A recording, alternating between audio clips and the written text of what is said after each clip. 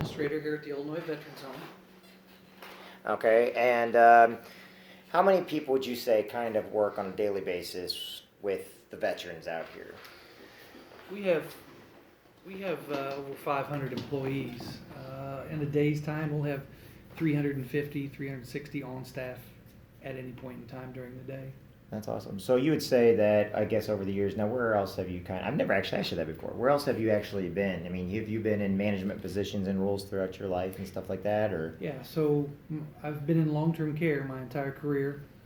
Right out of college, I got my license for long-term care administrator, Mm-hmm. and worked as administrator since 1990. So that's coming up on getting close to 30 years, 29 years.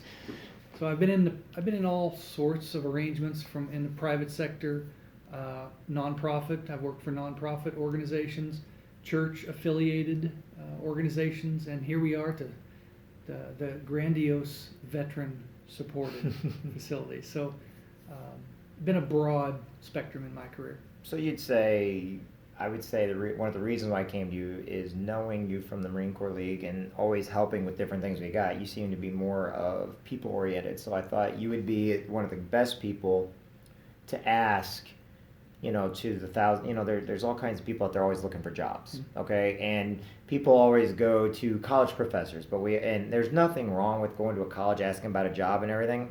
But I like to go right to people that have been around people all the time. They've hired people, they fired people. This isn't a job interview here.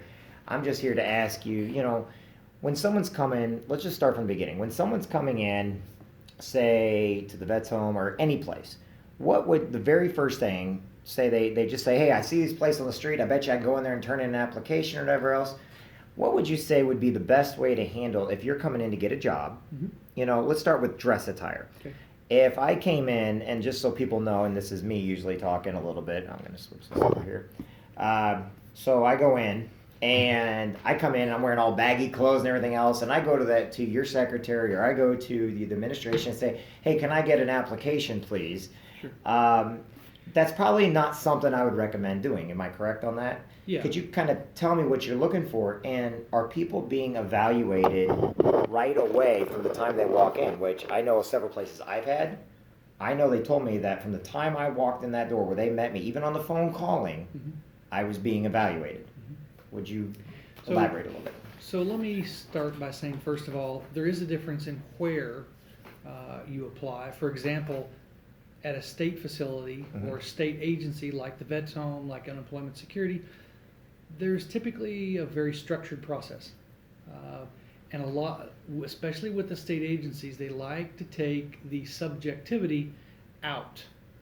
What I mean by that is they like to take away the ability for a person to judge someone or look at those non-communicative signals that they're sending. Mm-hmm. But in the real world, in the outside world, you're being critiqued from the time you walk in the door. When you walk in that door, I tell people, you never come to apply that you're not in some type of a professional dress of some type. Now that may mean that could mean business professional, which I call as slacks and a shirt. I don't believe you have to actually apply for a job in a coat and tie. Right. But when you're going in, you're doing two things. You're selling yourself. You're selling your visual, because people are you're a customer Mm-hmm. of the people you're seeing. So you're trying to impress them as a customer. So they're going to look at you visually. They're going to listen to your speech and how your vocabulary is. They're going to look at your personal mannerisms, where your hands are at. Are you nervous? Are your hands in your pocket? Do you look like a self-starter or just someone who's out here looking to meet the requirements? So you have to sell yourself from the moment you walk in that door. So I always go back to business professional dress for men, especially.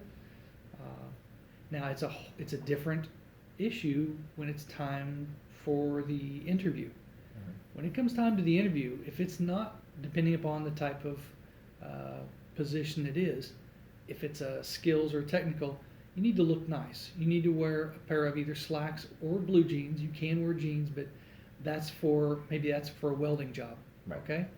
That would not work for a professional services job.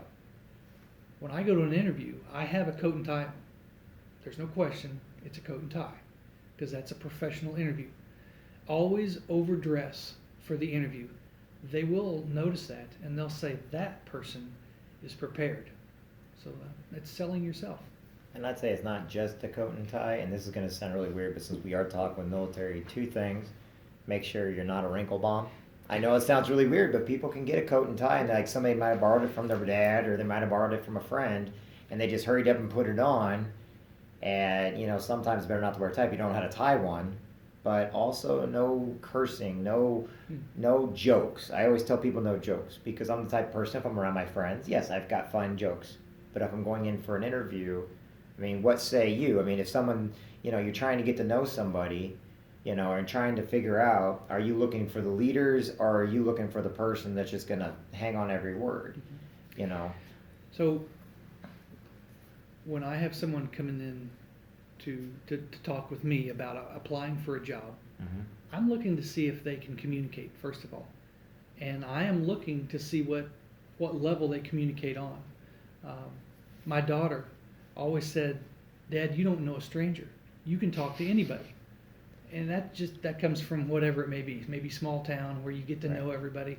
But it's good to be able to talk about a lot of things with anyone. You don't have to know everything, but be communicative. Don't be afraid to say hi. Shake a hand with a good firm hand grip. You're talking about the apparel. Yeah, you don't want to have sloppy, wrinkled clothes, because that says, I guess what it comes down to is if they can't take care of their own attire, how can they take care of my mom or my dad in my situation? Right. Because we look for people here that are willing and to take care of other people. It's hard enough taking care of yourself sometimes, but we look for people that have the ability to take care of themselves and others. Now let's move on to applications. And one of the things I like to do, and believe it or not, I do come out here on Mondays when I don't have my daughter. It's happened to be the week. But one of the things I offer is just a free class on bring in an application, let's write it out, let me show you how to type it out. Mm-hmm. And then I'll go for 30 minutes on that, and I'll do 30 minutes on resumes. But how would you, let's see if I can answer, let me see if I can word this right.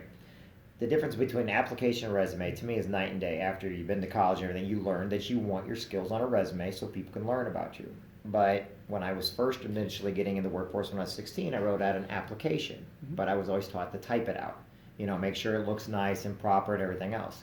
How would you say to go about doing that? And also you can break it down a little bit according to the job too. We know that also. But appearance on a resume is just like the clothes you're wearing. If you take the time. It absolutely is. And so just a couple thoughts I have about that. Mm-hmm. A resume, everybody needs a resume. My high school son developed a resume. It didn't have to be job experience, but it could be volunteer experience, could be skill sets. Everyone needs the resume, okay? That describes who you are, where you've been, and it kind of lays a profile of who you are as a person. The application itself, a lot of people, first of all, may or may not let you take the application home with you. You can ask if you can take it home with you, and then absolutely I ask that you use good handwriting or type it if possible. That's always the best. But how many typewriters do we have in the 21st century now? I'm not sure we still have a lot of those out there. So good handwriting on an application is usually sufficient, but you're right on to a point here. You got to use good grammar. You can't have punctuation issues. So if you're taking it home, use the support you need to get a good looking application. Second thing, in a resume, it's always taboo to put "see resume." Some applications are extensive, and they're very extensive, and they cause you to write a lot. I'm not a big writer, but it forces you to write when you're sitting in front of someone or sitting at a desk applying for a job. They want you to use their application. The resume is just a supplement. So never say on your application, "see resume." Always write it out. Sorry, but that's a stickler. That says, what does that say? It says I'm too lazy to write out what I've got on my resume. It says I don't feel like this position is worth the handwriting cramping that I'm going to get or the time it takes to do that. So you are saying something when you put that, and it's usually not positive. I always make sure to tell people when you're going in there with a resume or even an application, have it proofread by somebody else. Do not, I know some of us have these really big heads like, oh, this looks great. But if you're somebody like me, I go so fast over my stuff sometimes, even when I'm doing, even with spell check. Talk to Text hates me, by the way, because I go so fast.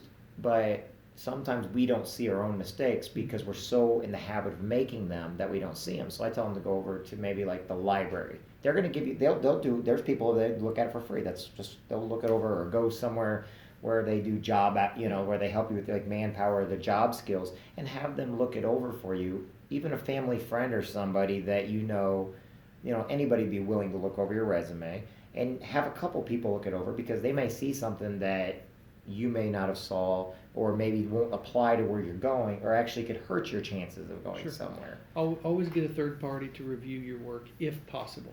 If you have to sit and do it in front of the employer, you may not have the opportunity. Right. Reread it yourself. Write it, then reread it. Oh, I made a mistake here.